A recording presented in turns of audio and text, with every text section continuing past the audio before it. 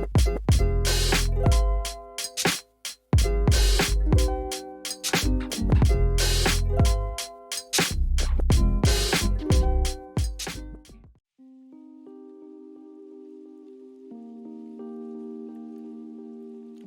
right, welcome back, everybody, to the BMMAM podcast for what I believe is going to be episode 3, could be episode 4, depending on the upload schedule. We'll see how it goes.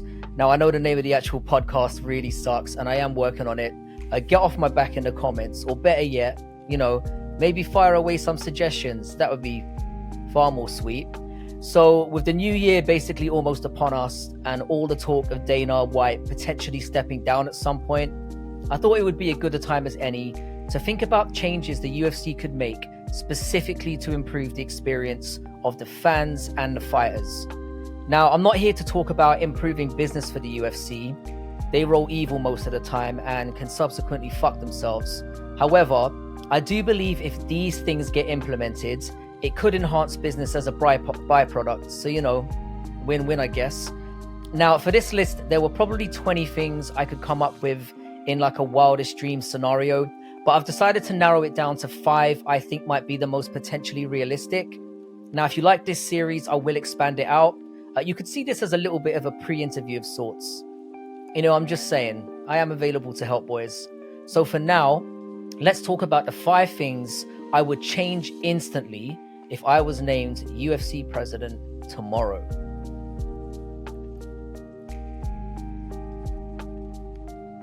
Yeah, this one should kind of be self-explanatory, and in defense of the UFC, we have seen this on occasion this year with both positive and negative outcomes.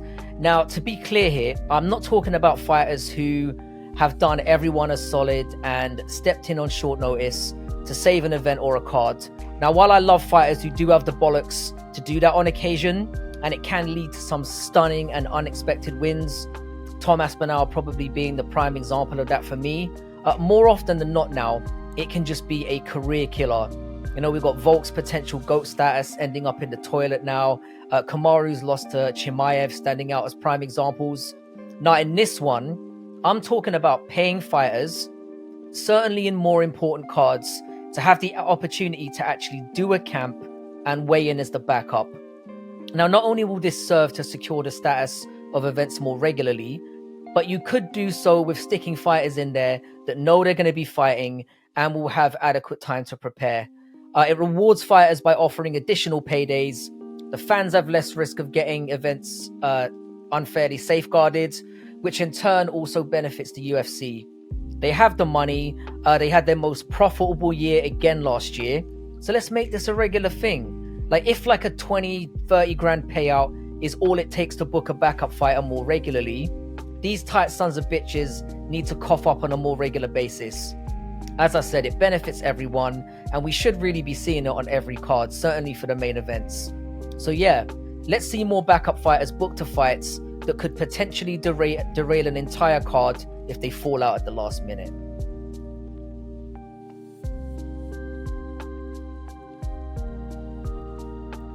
All right, so point number 2, again, this was quite a contentious one for me. However, the amount of times where fighters are choosing to forego weight cuts to come in a little fresher and to happily hand over 20-30% of a fight purse to have a fight night edge is becoming far more prominent in the UFC, it feels like.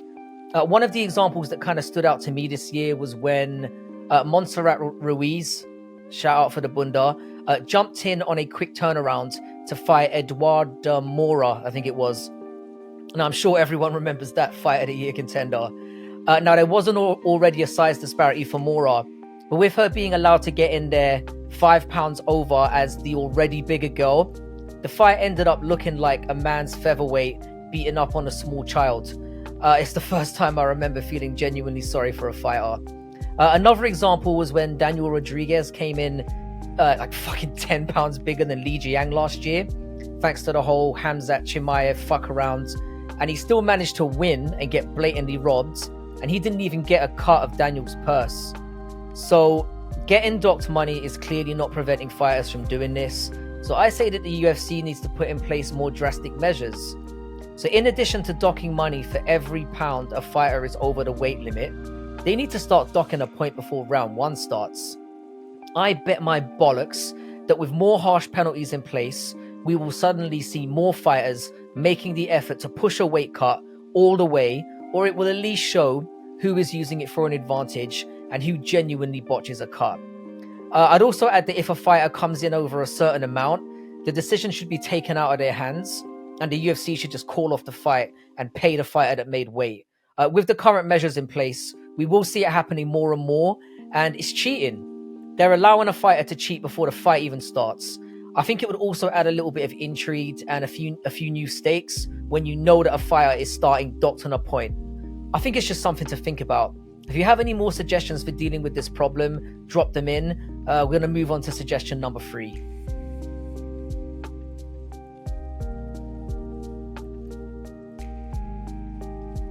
Yeah, this is another one that still boils my piss when one of these cards comes up on the schedule. Now, before I go scorched earth, I do want to add, just a few little things for parity. I am delighted that the Apex came to be. When that virus of unspecified origins came about and we were all under house arrest, some of us worse than others, that place was a godsend when it meant that the UFC could get back to business more quickly. It really did serve a vital purpose.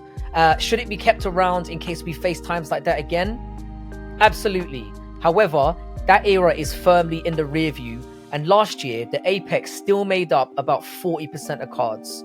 The atmosphere is fucking trash, and more importantly, we are taking opportunities away from cities and destinations and fans in those areas that have not had the opportunity to have a live event in years. We had 2 cards in Brazil, one of the most devout and rabid fan bases in the sport, except when Glover retired. Actually, maybe they deserve to be punished. You know what? Fuck them. But, we had 1 card in Asia. 1. And what a banger that was in Singapore. We had 3 cards in Europe. Slightly better, but still not enough. Like, where's an Irish card? Where's a Spanish card? Where's a fucking African card? The organization had 2.5 African champions out of 8 males at one point. Yeah, I'm looking at you, Izzy. So where's a fucking African card? Instead of pissing around at the Apex, expand the reach of the sport and give fans that follow your sport, if not a chance to be at the event there live. I recognize there are only so many tickets you can give out, but at least they can wake up at a more reasonable hour to watch it live. Crowds bring atmosphere, and having the chance to have an event in your city broadens the reach of the sport in general. Reserve the Apex for like Contender Series or as a back pocket option for when the world goes to shit again. We know that it will. Anyway, on to the next one.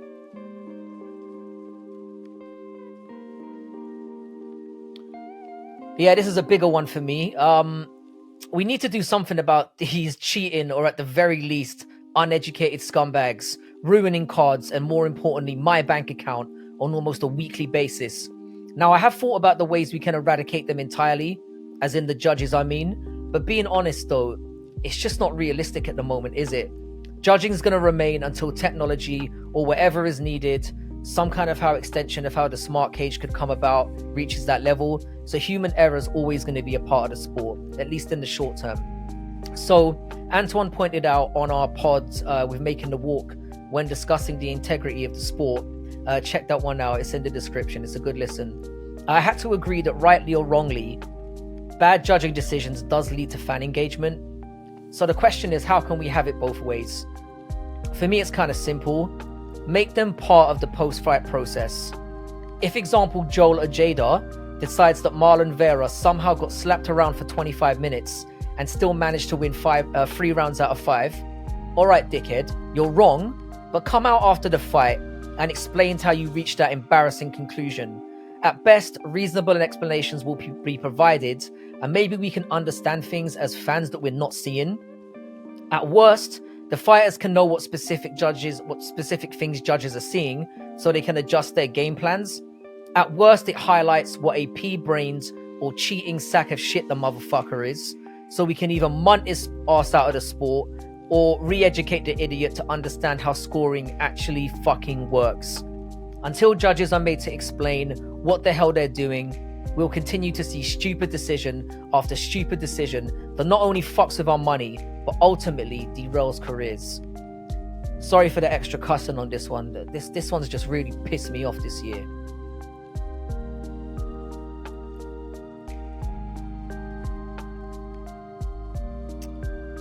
All right, so the last thing I would change this year, yeah, I'd bring back the tournament format. Do the rankings in the UFC actually matter? Like, seriously? I would argue that they probably don't.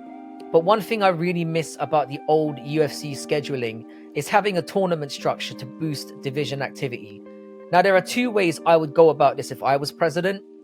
Either I'd have a tournament format where the champion enters at the beginning of the bracket and then defends in each round, similar to how it's done in Bellator and to an extent in the PFL, albeit with some of the most dogshit marketing and promoting known to man. I swear, I've almost missed cards by just not hearing about them. In this day and age of how social media is and how we use it, that shit is just unforgivable. Anyway, in this format, we get a best case scenario where we get 3 title fights in every division each year. You could maybe even add the incentive of a big cash prize on the progression of each round as an additional incentive for fighters being active.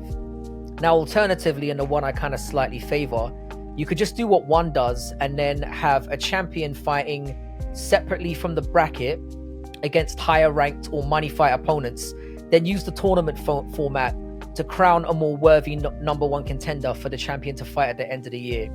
I mean, the rankings are bullshit anyway, so why not create an opportunity for fighters to enter a clear path where they can put a win streak together and get them a guaranteed shot? It's going to improve fighter activity and engagement, and it will lead to some more deserving fighters getting opportunities.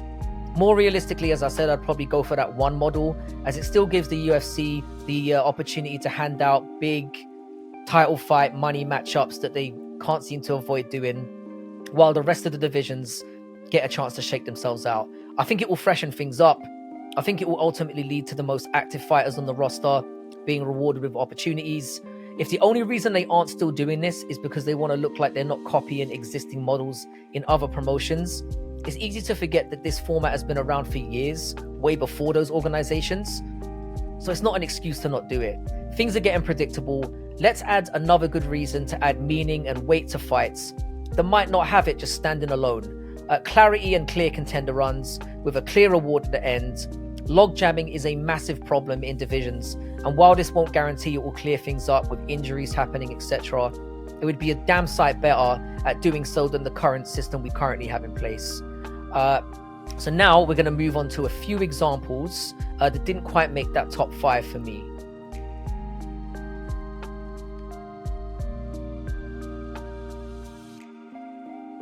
Yeah, so as I mentioned at the start, there were a few things I want to kind of include as a sidebar. Ref cams and smart technology is something I really want to see the UFC implement soon. Firstly, with the ref cams, we'll get a chance to see what the refs are looking at when they appear to, issue a quick or a late stoppage.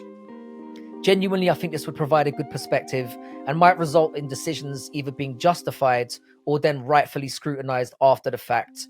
I can't see this being a bad thing either way.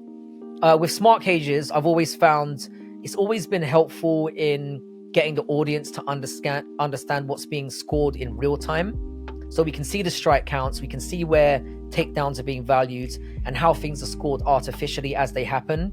So for me, it kind of works because it doesn't really affect what's happening in the cage, but it does give the audience a more clear picture of how a fight is playing out in real time. Judge education programs across all control boards, unified, is something that should be more clearly instructed.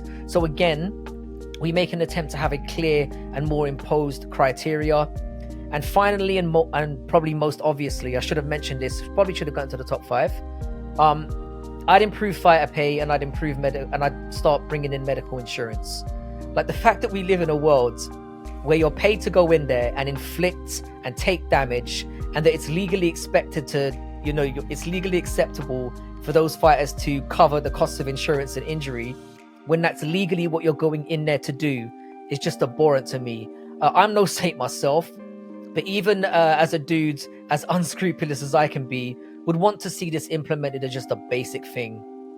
A fighters union has its own inherent problems, which I'll also discuss in a later video in more depth, but I felt I'd be remiss to not at least mention these.